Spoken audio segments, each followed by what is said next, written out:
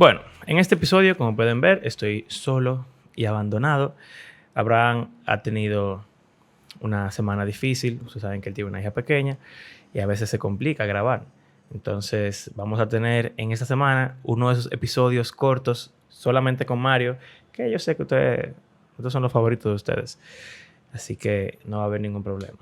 Entonces, vamos a hablar de evangelizar. ¿Por qué? Bueno, cuando estaba hablando con Abraham acerca de qué íbamos a hacer con el episodio, cuándo íbamos a grabar, etcétera, se hizo tarde y se me ocurrió, bueno, estoy leyendo un libro. Bueno, ambos estamos leyendo un libro. Yo lo terminé y Abraham está como por la mitad más o menos, de N.T. Wright. N.T. Wright es un cristiano, es anglicano. Es un teólogo sumamente importante del Nuevo Testamento, del apóstol Pablo y del griego de la época. Y él tiene muchos libros. Y el libro que estábamos leyendo, o bueno, que él está y yo estuve leyendo, se llama Surprised by Hope. O sea, en español, sorprendido por la esperanza. Y habla acerca de la resurrección, la nueva creación. Es un libro que tiene que ver con la escatología.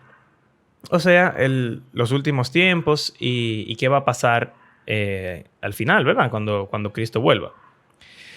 Y bueno, el libro realmente, o sea, aunque realmente habla acerca de todo eso y uno puede entender qué él piensa al respecto y obviamente con pasajes bíblicos y contexto cultural, histórico y todo eso. En el libro hay un énfasis muy grande en cómo la escatología y lo que uno cree acerca de el fin, del cielo, incluso de qué es el evangelio, sobre todo de qué es el evangelio, pero cómo el evangelio y estas doctrinas del fin del mundo se relacionan. Esas cosas tienen mucho que ver en la forma en la que uno trabaja como cristiano, en lo que uno hace. Si mi iglesia es una iglesia que solamente se reúne los domingos para hacer culto, si mi iglesia es una de esas iglesias que hace mucho trabajo comunitario, operativos médicos, alimenta a los pobres, si mi iglesia es una de esas iglesias que va a evangelizar con tratados o puerta a puerta, o si hace algún tipo de campaña evangelística, o si hay algún otro método de evangelizar que usa mi iglesia, pues todo eso tiene que ver con nuestra definición del evangelio, de la misión de la iglesia y también de el tiempo del fin, a pesar de que no estemos pensando en eso. Pero la cosmovisión que uno tiene, el paradigma del universo que uno tiene, afecta todo lo que uno hace, cómo uno entiende todo y cómo uno reacciona a todo en la vida. Entonces, bueno, una estudiante mía del colegio me estaba preguntando de qué hacer para evangelizar más. Ella se convirtió hace 1 o 2 años quizás y se encuentra difícil acercarse a una persona en la calle y decirle, mira, Jesús te ama, Él murió por ti.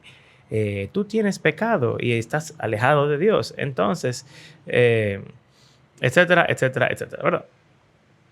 Bueno, ella me estaba preguntando como que qué uno puede hacer para evangelizar más o mejor y cómo se evangeliza, etcétera. Y yo acababa de leer esa parte del libro y bueno, en el libro lo que el autor dice es que obviamente no es que esté mal evangelizar de la forma tradicional, si se quiere decir así, que es como quizás estamos acostumbrados muchos de nosotros a ver gente en la calle hablando acerca de Jesús con un micrófono, con un tratado, con un megáfono, o alguien te detiene y te dice, mira Jesús, qué sé yo qué, qué sé yo cuánto. ¿Qué pasa? Esa forma de evangelizar no es que no funciona, porque el Señor tiene la facultad y el deseo de hacer que el trabajo que uno hace para Él no sea en vano. Y que el que vaya a recibir al evangelio, pues va a recibir, no importa quizás cómo se le presente. Pero en sentidos humanos, en términos humanos, realmente sí importa. O sea, no es lo mismo cómo yo me acerco a hablar con una persona si lo hago de X manera o de X otra manera. Y la realidad es que salir a la calle a evangelizar así, sin conocer a nadie, si te le acerca a la persona y le cuenta el evangelio, es una forma muy poco efectiva. Es muy poco efectiva y si alguno de ustedes ha hecho esa práctica, piense en cuántos, de todas las personas que uno y le habla, cuántos responden positivamente al Evangelio. Cuántos empiezan a ir a la iglesia. Y después de esa cantidad, ¿cuántos también se convierten? Es una cantidad mínima. Es casi nula, yo diría. Por lo menos en mi experiencia. Y yo sé que quizás en otro momento de la historia quizá era más, porque la gente escuchaba menos el Evangelio, le parecía más novedoso. Pero también la realidad es que ya el Evangelio, por lo menos como lo contamos nosotros, todo el mundo está cansado, por decirlo así. Están cansados de escucharlo y lo conocen y ya ni le importa, básicamente. Entonces, el autor, N.T. Wright, en el libro dice que si la iglesia hiciera más cosas que la iglesia debería hacer, dígase, ayudar a los necesitados, caridad, hacer centros comunitarios y otras cosas que voy a mencionar más adelante, pues entonces el trabajo de evangelización fuera mucho mejor. Y eso tiene todo sentido del mundo porque uno se puede acercar a una persona mucho más fácil haciendo algo. O sea, no simplemente llegaste a la calle, te lo encontraste y dijiste, hola, mira, Jesús te ama. Hay una barrera personal que si uno pudiera romper para evangelizar sería mucho mejor. Y bueno, en resumen, cualquier profesión que uno tenga, vamos a decir, yo tengo una ventaja. Yo soy profesor en un colegio, así que yo tengo estudiantes que veo todos los días. Entonces, en el contexto de maestro-estudiante, yo tengo una oportunidad muy grande de compartir el evangelio con ellos. Pero también yo fui universitario. Y en la universidad, como compañero de clases, yo tuve una oportunidad también muy grande de poder compartir el evangelio con mis compañeros de universidad. Una oportunidad que se daba de acuerdo a una relación que teníamos, a ellos ver mi comportamiento, a ellos escuchar lo que yo decía, porque no era un secreto tampoco que yo era cristiano. Yo siempre he sido bien abierto en cuanto a mi fe, lo cual creo que todos deberíamos. No deberíamos ser, como dicen aquí, cristianos de la secreta. Entonces, nunca se me va a olvidar una vez que una compañera que tiene un novio de hace mucho tiempo, sabía que Carla y yo éramos novios hace mucho tiempo también y que queríamos casarnos. También sabía que estábamos esperando el matrimonio para tener relaciones sexuales, como cualquier cristiano por lo regular consideraría que debería ser. Y entonces ella me preguntó, ¿por qué tú crees que está mal tener sexo antes del matrimonio? Eso fue una gran oportunidad para compartir el evangelio con ella, para responder su pregunta, para hablar, y no se convirtió. Quizás no me hizo caso, pero me dijo que en verdad entendía, que le parecía que tenía sentido y que incluso lo consideraría. A pesar, también me dijo de que fuera difícil ponerlo en práctica.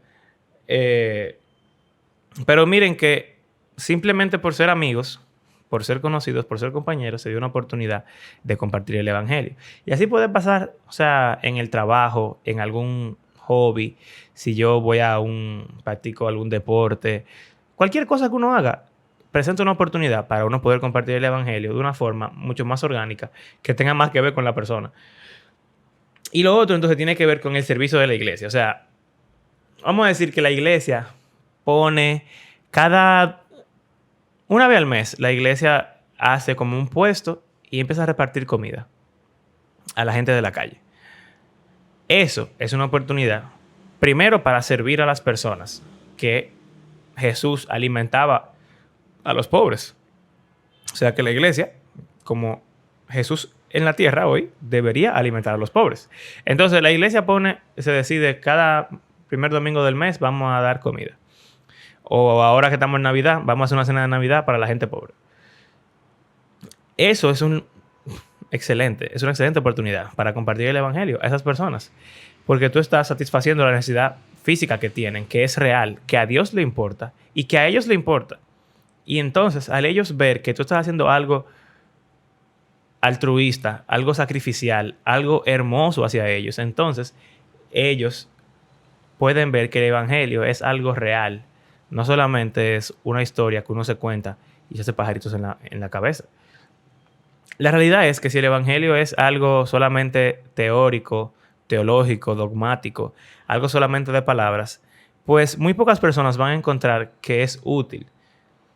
Pero si el evangelio es algo que realmente cambia la vida, y cambia la vida no significa cambia lo que creo, o cambia mi postura política, o cambia mis posturas morales, o ahora estoy de acuerdo con tal cosa o en desacuerdo con tal cosa, aunque también todo eso es parte de lo que uno es como persona. Pero también el evangelio cambia cómo yo actúo en privado y también cómo actúo en público. Entonces, cuando una persona puede ver que el evangelio tiene un efecto real en la vida de una persona y que toda la persona es íntegra y coherente en lo que dice, en lo que cree, en lo que hace, en cómo habla, etcétera, pues van a estar más interesados. Y eso va a abrir la puerta a que más personas quieran escuchar el evangelio, considerar si esto realmente es algo real, algo que ellos quisieran, de lo cual ellos quisieran formar parte. Pero si es simplemente, ahora no te conozco, Dios te ama, no vas a ir al infierno, si Jesús murió por ti, arrepiéntete, etcétera, pues la persona puede decir, bueno, no me interesa. O quizás después. Pero si te ven, si te escuchan, si ven al grupo completo, porque también eso es otra.